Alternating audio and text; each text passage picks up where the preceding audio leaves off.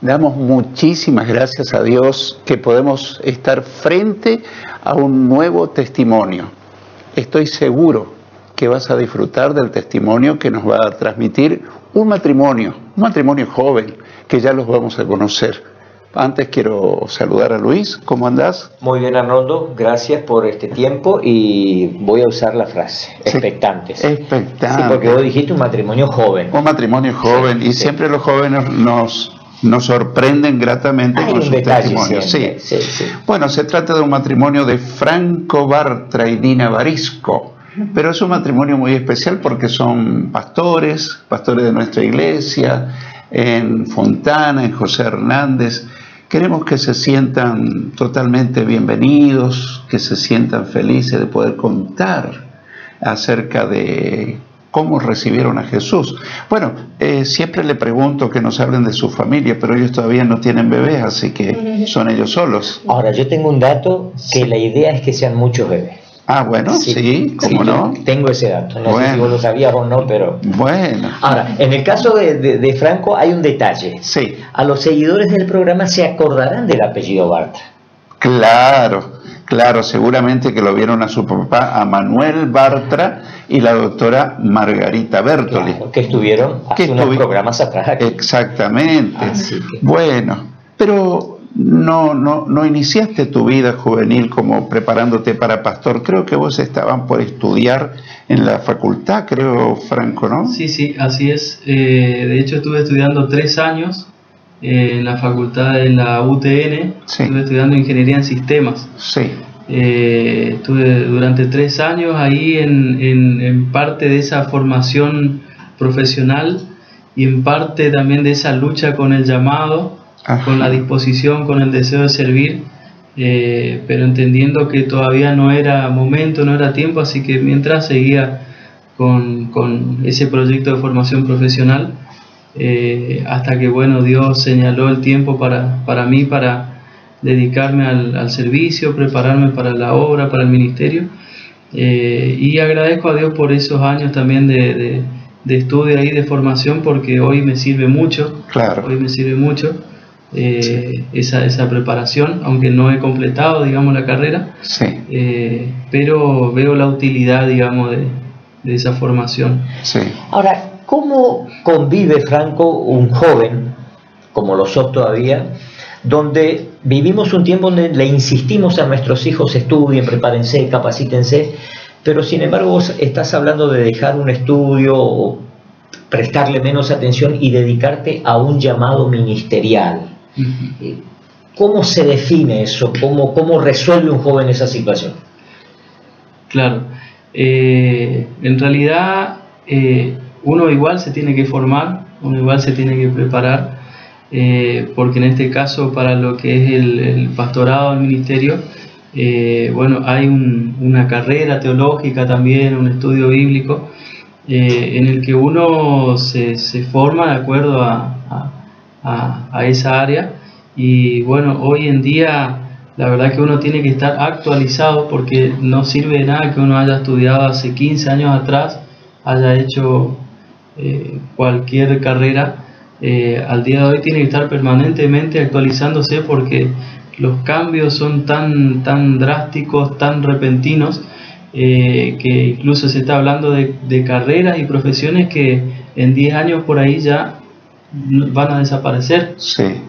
Sí. Así que vamos a conocer un poco a Dina. Franco es chaqueño, ¿no es cierto? Si no estoy equivocado. Pero Dina no es chaqueña. No, yo soy entrerriana. Entrerriana. De Paraná. De Paraná. Pero ¿cómo fuiste a conquistar y a conocer a una entrerriana? ¿Cómo fue el tema eso? Qué misterio. Qué misterio. Y él, bueno, él ya era pastor. Ajá. En realidad. Y bueno, esto fue hace 10 años atrás más o menos. Sí. Y fue a pastorear en Concordia, le mandaron ahí a pastorear en Concordia, Entre Ríos. Sí. Y Paraná era la cabecera de distrito. Entonces cada reunión que había pastores o alguna actividad especial, él tenía que ir a Paraná. Entonces ahí él, bueno, empezó a juntarse con los jóvenes y ahí lo vimos. En realidad la primera vez que lo vi, él no 0 y yo 0. 0. La primera vez. Indiferencia. Porque era muy jovencita yo. Ajá. Y él ya era, bueno, es mayor. Era mayor, sí. Bastante más. Sí, no tanto, pero un poco más. No, bueno. Sí. Entonces la primera vez fue nada. Y después él siguió yendo porque ya le habían dado a la iglesia ya efectivamente. Y bueno, nos cruzamos número de teléfono, sí. Y él con otro número de teléfono en Gaú, sí. Y él me mandó un mensaje. Yo tenía el celular apagado, estaba apagado, sí. Entonces me dice, él pensó en su corazón, dijo, si me llega a contestar este mensaje cuando llega a su casa, tengo esperanza, dijo. Ajá. Bueno, no sé qué impresión se dio él cuando me vio. Yo como que, pues como él era pastor, yo no. Y ella era la baterista de la iglesia. Ah, qué bueno, qué bueno, baterista era así, sí. Y a él le gustó eso. Y yo en realidad mucho prejuicio porque él era pastor, sí. Así que dije no, para mí era algo que no. En tus años de juventud, de adolescencia, ¿vos nunca pensaste casarte con un pastor? Nada Cero, nada que ver, sí. Nada que ver. Ajá. Es más, si alguna vez me decían así, yo le decía ni loca, Ajá. Ni loca decía. Ajá. Ahora, ¿por qué el no hacia un ministro? No sé por qué, no sé si será por mirando a las esposas de pastores o las pastoras que yo tenía, sí. La carga que veía o un compromiso muy grande para mí era eso. ¿Te parecía que te quedaba muy grande el saco? Exactamente. Sí, que era mucha responsabilidad. Mucha responsabilidad y aparte lo conocía a él y yo era muy chiquita todavía, en realidad 20 años, menos de 20 años tenía, sí. Así que yo andaba como que en otra cosa, en otra onda. Sí. ¿Vos estabas en la batería? Sí, yo estaba en otra. Sí. Estaba en otra, sí.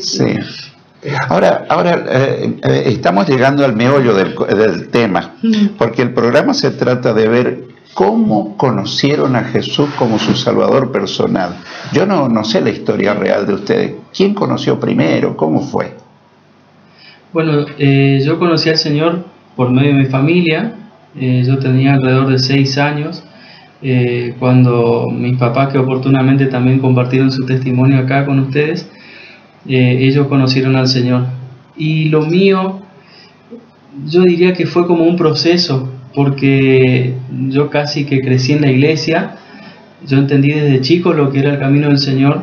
Mis padres venían los dos de un contexto, de un trasfondo católico, no practicante, y o sea que yo de lo que es el catolicismo prácticamente no conocí.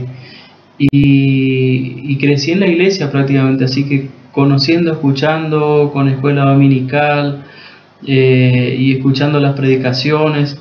Entonces fui entendiendo, fui conociendo al Señor y fui teniendo distintos encuentros con Dios. Es decir, desde esa temprana edad yo sabía que era la verdad y sabía cuál era el camino. Y recuerdo experiencias puntuales en donde tuve el entendimiento y donde recibí al Señor. Aunque hoy en día sabemos ya por la palabra que es suficiente una sola vez recibir a Jesús en el corazón para ser salvo. Sin embargo, yo en ese descubrimiento de Dios varias veces había recibido a Jesús en mi corazón, porque era de algún modo mi entrega al Señor. Así que fue como un proceso, y recuerdo varias experiencias de entregarme al Señor, pero la definitiva, digamos, la contundente fue a los 16 años, después de haber estado con mi familia apartados por diferentes situaciones. Tuvimos un tiempo un poco lejos de la iglesia, más que nada, más que del Señor mismo, pero a los 16 años yo tengo un encuentro con el Señor, y me decido y vuelvo ya a la iglesia, vuelvo a congregarme en la iglesia de la calle Obligado, que fue donde nacimos espiritualmente, y a partir de ahí comienzo un camino con el Señor, y hasta el día de hoy, digamos. Así que fue como un proceso de ir conociendo al Señor, y no fue tan así como una persona que está fuera de la iglesia, un día alguien le predica, recibe al Señor y se convierte así, sino que fue un proceso Sí, fue progresiva tu conversión. Fue progresivo. Ahora, entiendo por tu relato que ese encuentro que te hizo regresar a la iglesia habrá sido en tu casa seguramente o fuera de la iglesia. Fue una necesidad.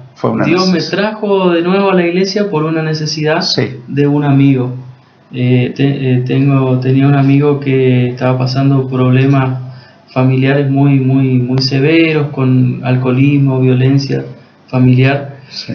Entonces yo, enterado de esas situaciones, le decía que Dios lo podía ayudar, que Dios podía cambiar, pero yo sabía en el fondo que yo no estaba bien tampoco.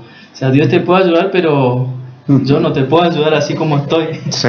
Así que fue eso lo que me motivó y me empujó a volver al camino del Señor, y así llegué a la iglesia. Sí. Supuestamente por un amigo, que yo no sabía que el más necesitado era yo, porque yo supuestamente estaba retomando el camino, porque ya había seguido, pero por un tiempo te alejaron. Quiero tomar un principio y algo muy claro que dijo recién Franco. Fíjate vos, hijo de pastores, creciste dentro de una iglesia, pero sin embargo llegó a los 16 años y una necesidad de un Dios personal. O sea, Dios y vos, no lo que tus padres, no lo que... Vos y Dios. Porque cuánta gente se conforma, no, pero papá va a la iglesia, o mamá va a la iglesia. Claro. No alcanza, no es suficiente. O se entiende mal ese texto que dice, cree en el Señor Jesucristo y serás salvo tú y tu familia. Como si fuese que si yo creo, todos mis hijos y mis nietos ya son salvos. Está listo. No, pero dice el mismo pasaje, y le hablaron la palabra a todos los de la familia. Ahí está. En el caso del carcelero de Filipo. Claro, hijo de tigre, tigrito. Hijo de cristiano, no es un cristianito. Aclaremos. Pero vamos a conocer un poco la experiencia de Dina. ¿Cómo fue también a temprana edad, en la adolescencia? Yo soy la menor de 5 hermanos. Y bueno, crecimos con mi mamá y mi papá, gracias a Dios los dos estuvieron los dos. Y crecí y nací en la iglesia. Ajá, o sea, conociendo el Evangelio. ¿Tus padres fueron siempre creyentes? Desde jovencito. Primero mi papá y después fue mi mamá. Y así que prácticamente crecí en el camino del Señor, conociendo a Dios desde pequeñita. Y es como que yo le servía a Dios desde niña. Cuando era niña yo le servía a Dios. Y había algo en mi corazón, desde niña inclusive, que era enseñar. Dios había puesto eso en mi corazón desde niña, era enseñar. Entonces yo le llamaba a mis amigas y le decía que vengan, que yo les voy a enseñar la Biblia, la escuelita dominical. Y las obligaba a venir. Le decía, tienen que venir porque les tengo que enseñar la palabra, le decía. Y fue un tiempo lindo que Dios usó mi vida, inclusive en la escuela. Me acuerdo que una vez encontré una Biblia toda maltrecha en la calle, y bueno, yo fui corriendo y la agarré a la Biblia, no podía creer que estaba tirada en el piso, y la llevé a la escuela y todos alrededor preguntándome qué era ese libro, y yo enseñándole, no sé cómo, Dios nomás sabrá lo que le dije en ese momento. Y bueno, fue una experiencia linda, y sé que el Señor me llamó desde ese momento, ¿no? Desde la panza de mi mamá. Pero cuando ya empecé a crecer, más o menos a los 11, 12 años, me pasó algo. Yo me miraba al espejo y decía, ¿quién soy? Me preguntaba, ¿quién soy? Y yo creo que esa edad es normal, natural, que nos pase eso, de pasar de niños ya a ser más grandes. Pero sí me pasó eso raro, que yo le compartía a otros preadolescentes o adolescentes y me miraban como diciendo, a mí no me pasó eso, o les pasó diferente, ¿no? Pero yo me miraba al espejo, así me acuerdo bien, y me preguntaba, ¿quién soy? ¿Quién soy? ¿Quién soy? Yo tenía mamá, yo tenía papá, tenía hermanos, crecí en una iglesia, en un ambiente, gracias a Dios, bastante sano. Y me imagino los que no crecen sin papá, sin mamá. Con más razón, digo, yo se preguntarán esa crisis es mucho mayor. Es la falta de identidad, ¿no? De un adolescente, que a veces se hace esa pregunta, ¿quién soy? ¿O para qué vine a este mundo? ¿O cuál es el propósito de mi vida? Son preguntas naturales de un adolescente. Y bueno, y al seguir creciendo, porque también tuve pocas, pero escuelas bíblicas y así, empecé a entender cuando se me terminó esa pregunta, cuando entendí que era una hija de Dios. Ahí recién se terminó esa pregunta, sin pensarlo, o sea, ahora yo lo entiendo así. Claro. Pero en ese momento yo me acuerdo haber comprendido que yo era una hija de Dios, que Dios me creó y por algo vine al mundo. Sí. Y más que tenía 4 hermanos, éramos una familia grande, así que sabía que por algo vine. Ahora, Dina, alguien que te está escuchando va a decir, ¿cómo que sabía que ahora era hija de Dios? Porque hay un concepto popular que piensa que toda la gente son hijos de Dios. ¿Por qué no le explican? ¿Es así que todos los seres humanos son hijos de Dios? ¿Qué hay que hacer para hacerse un hijo de Dios? Y bueno, y recibirlo a Jesús en el corazón, entender que soy pecadora, que hice las cosas a mi manera, y ya no más. Todos somos creación de Dios, como se dice, pero pasar a ser hijos de Dios ya es entender que Él es mi Señor, mi Dios, y no otra cosa. Entender esa relación, ¿no es cierto?, con el Señor, y decir, bueno, Él me ama, Él murió por mí, y ahora entiendo por qué vine a este mundo. No es una casualidad ni que sea yo mujer, porque encima somos 4 mujeres y un varón, y el varón está en el medio, y yo esperaba que sea un varón, porque muchas ya mujeres. Y yo un tiempo también pensaba, ¿y por qué no nací varón entonces? Si tanto que querían que sea varón, ¿no es cierto? Y esas cosas. Pero entendí que Dios quiso que yo sea mujer. No importa si mi mamá tenía 10 mujeres antes, yo tenía que nacer mujer. Claro, ese es el problema de muchos, que no asumen el sexo que tienen, que Dios le dio, y hoy se propone un cambio de sexo. Y es el gran conflicto de nuestros días, no de todo, pero de muchos. Dios dice allá en el comienzo, no en el Génesis, varón y mujer los creó. No hay otra alternativa, o varón o mujer.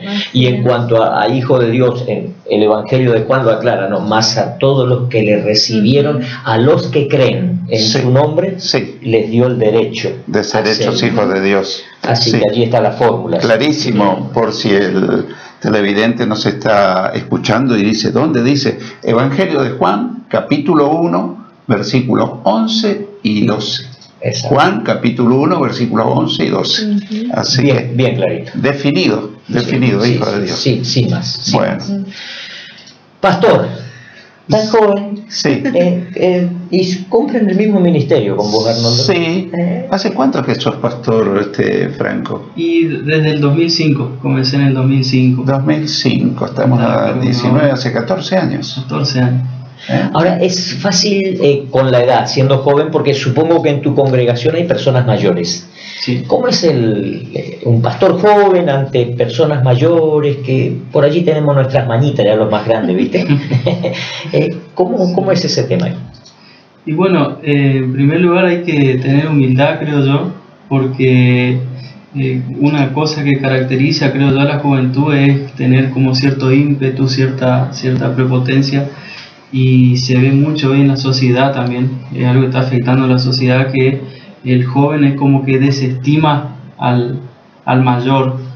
Entonces, en primer lugar, creo que hay que tener humildad para reconocer que uno no sabe todo, que a uno le falta un montón de kilómetros por recorrer, y hacer caso al consejo de Pablo, que le decía a Timoteo, un pastor joven, le decía, tratalos a los mayores como a padres, como a abuelos, y asumir, digamos, las cosas que uno todavía no sabe, que uno falta experimentar, y que uno puede aprender de los demás. O sea, no ver a los mayores como una amenaza o como una competencia, sino como una ventaja, tener a alguien cerca que ya transitó ciertos caminos y ciertas cosas.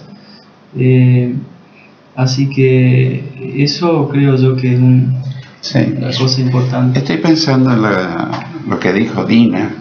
Yo jamás pensé que me casaría con un pastor. ¿Hace cuánto están casados? Va a ser 9 años. 9 años. A esta altura del partido, ¿ya estás convencida que Dios te llamó para ser esposa de pastor? Sí, ya estoy convencida. ¿Qué tal es ser esposa de pastor? ¿Es difícil? ¿Es fácil? ¿Tiene sus requerimientos? Sí, yo creo que tiene sus lados buenos, no malos diría yo, pero sí difíciles, distintas cosas que otra mujer, como por ahí esposa de un líder nomás, es diferente, ¿no? El trato con las personas. Yo compartía con una hermana hace poco, le decía que bueno, que a veces hay muchas cosas que nos cargan a nosotras como esposa de pastores y que tenemos que entender cómo y dónde sacar esa carga, porque a veces hay un problema que por ahí se sobrecarga mucho una y lo lleva a las personas en el sentido del trato por allí, ¿no? Entonces yo le decía, yo demuestro mi amor a las personas, intento darle todo el amor a las personas dejando atrás lo que pasé. Sí. O el día que tuve o la mala noticia que recibí tal vez de algún hermano o la situación emocional que a veces pasamos nosotras, dejando de lado eso, yo demuestro mi amor tratándole bien porque no tiene la culpa el hermano que yo saludo, la persona que está, aparte que nos mira todo, ¿no? A veces es una carga al final eso, pero y no es ser doble cara, sino decir, bueno, yo porque sé que me está observando necesito demostrarle amor, sí. Amor sobre todas las cosas a las personas. Y después, bueno, obviamente que ellos tienen que saber que no somos perfectos y cuando estemos en el cielo lo seremos, sí. Eso lo saben y es bueno que los hermanos entiendan. Pero bueno, yo me siento bien, la iglesia acompaña, gracias a Dios, donde estamos, sí.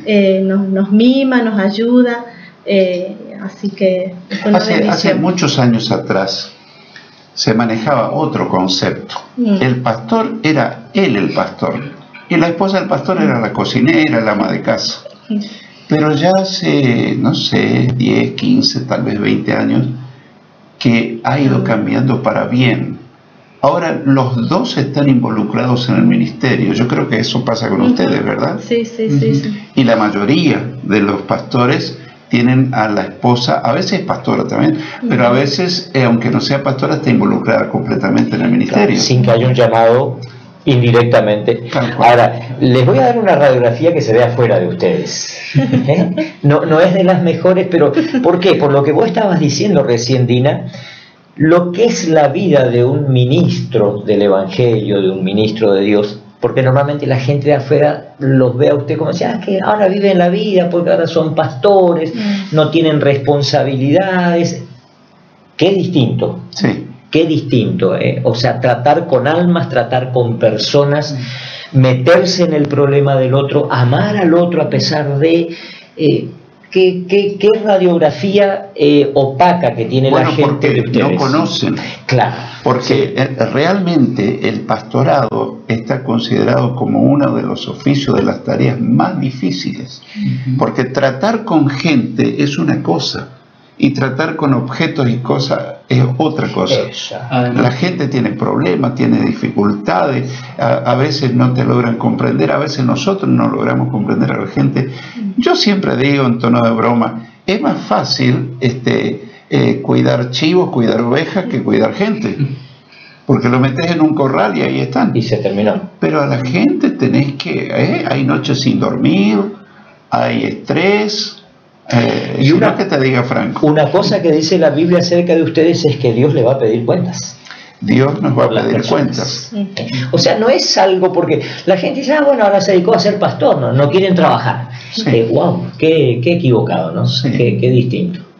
Pero gracias a Dios que están ustedes para aclararlo, ¿no? Y que lo están viviendo palmo a palmo, día a día. Y tengo a mi compañero aquí que ya hace varios años que viene lidiando con esto, ¿no? Sí, unos cuantos, más de 40 años en el pastorado. Cualquier consejo que quieras, te aconsejo. Bueno, y sigo aprendiendo, Sigo aprendiendo. Nunca se termina. Nunca se termina. Bueno, queremos dejarle libertad para que ustedes cuenten alguna escena, alguna experiencia que han tenido con Jesús después de haberlo recibido, algo que glorifique su nombre, algo que destaque. Puede ser de individual o matrimonial. Por ahí en lo que vimos matrimonial, nosotros empezamos el ministerio y bueno, en la parte económica veníamos siempre muy ajustados, ¿no? Y bueno, no era algo que a mí me preocupaba, gracias a Dios nunca tuve nunca le di esa carga a él de decir, bueno, quiero que estemos bien. nunca, gracias a Dios, estuvo eso en mi corazón. Pero sí nos costaba mucho manejarnos económicamente, no nos alcanzaba, digamos. Entonces el Señor nos dio palabra que nos iba a bendecir, que nos iba a prosperar. Y bueno, nosotros dijimos amén y ahí quedó. Y al tiempo realmente vimos su mano, y hoy en día, si vemos lo que hace antes, pagábamos las cuentas y nos quedaba 100 pesitos para todo el mes. Así que con eso le digo todo. Y hoy en día vemos su mano porque realmente nos prosperó al 100 por uno, y una palabra que decía que sus lagares rebosarán de mosto, creo que decía, y eso vemos hoy en día. Eso vemos hoy en estos tiempos difíciles, que tal vez algunos en realidad por lo político y demás que se está pasando por ahí muy mal. Nosotros vemos la mano de Él, y Él nos prosperó sobremanera, abundantemente, y seguimos confiando en Él. Y bueno, eso es algo para mí, algo nuevo. O sea, mi familia siempre fue humilde también. Yo nunca viví una soltura así económica como para decir me compro esto, aquello, así, así. Y en este tiempo vimos eso en nuestro matrimonio, y por ahí decimos no lo merecemos, ¿no? Porque y para qué tanto, Señor, porque somos los dos solitos. Sí. Y no, ahí nomás, y el Señor nos prospera más. Y cuando vemos que hay gente o personas que por ahí nos quieren hacer algún daño, no hermanos, sino otras personas, vemos que Dios nos prospera más todavía.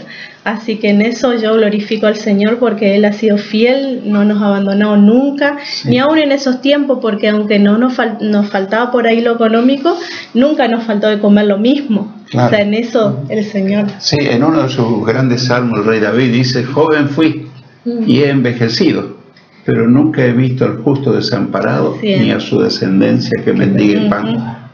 O sea que Dios promete no darnos riquezas, pero sostenernos, darnos lo necesario y un poco más. Y un poco más. Bueno, el programa se está terminando, y el objetivo de este programa es presentar a Cristo a aquellos que todavía no lo conocen.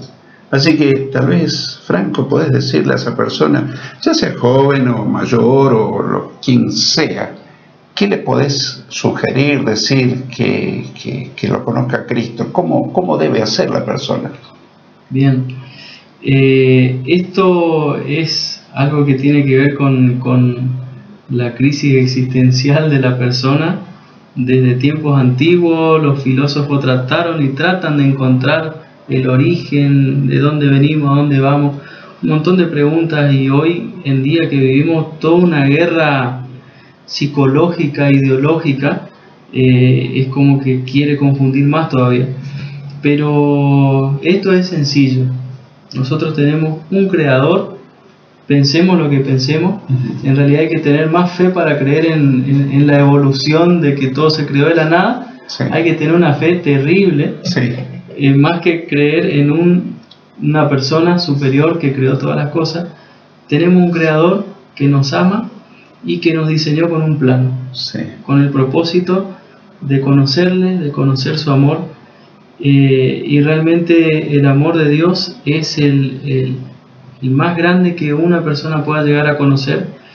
Jesús dijo: nadie tiene mayor amor que que uno ponga su vida por sus amigos. Por ahí dice: apenas haya un justo o alguien que dé la vida por un justo, pero Jesús, el Hijo de Dios, dio su vida por todos nosotros.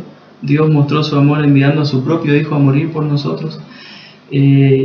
Y el conocer esta verdad, creer esta verdad y aceptar esta verdad en nuestra vida, trae, no sé si todas las respuestas a todas las preguntas, porque yo creo que todos tenemos algunas preguntas que Dios nos ha de contestar el día que estemos cara a cara con Él, pero las principales preguntas tienen respuestas, y esas respuestas están en Jesucristo. Conocer a Dios, aceptar su amor, aceptarlo en nuestro corazón como el único y suficiente Salvador, va a terminar de armar ese rompecabezas que nosotros no sabemos cómo se arma, le va a dar sentido a nuestra vida, como contaba Dina, un propósito, y eso es lo más grandioso que podemos experimentar, conocer a Jesús. Queremos agradecerle muchísimo, Franco y Dina, por su participación. Y Luis siempre tiene alguna conclusión por ahí, sorprendente pero oportuna. No sorprendente, sino bíblica. ¿Y sabés que estoy pensando en ellos? En el joven Timoteo. Sí. Preséntate como ejemplo. Sí. Y acá lo tenemos, mirá, Arnoldo. Dos jóvenes, sí, matrimonios, sí, cumpliendo un ministerio, ya un llamado pastoral, presentándose como ejemplo. Sí. Y es lo que necesitamos hoy. Lo que necesitamos, tener ejemplo. Querido amigo, yo quiero decirte con todo mi corazón, Jesús dice, yo estoy a la puerta y llamo, a la puerta de tu conciencia, de tu corazón, de tu entendimiento. El que oye mi voz y abre la puerta, entraré a él y cenaré con él y él conmigo. Si nunca tuviste la experiencia de invitar a Jesús a vivir en tu corazón, hacelo ahora, con tus palabras. Simplemente decirle, Jesús, te quiero conocer, te pido perdón por todas mis faltas, te desafío a hacerlo. Vas a tener la experiencia más grande de tu vida porque Dios te perdonará todo, te dará la vida eterna y un día te llevará al cielo. Que Dios te bendiga ricamente y hasta nuestro próximo Testimonios.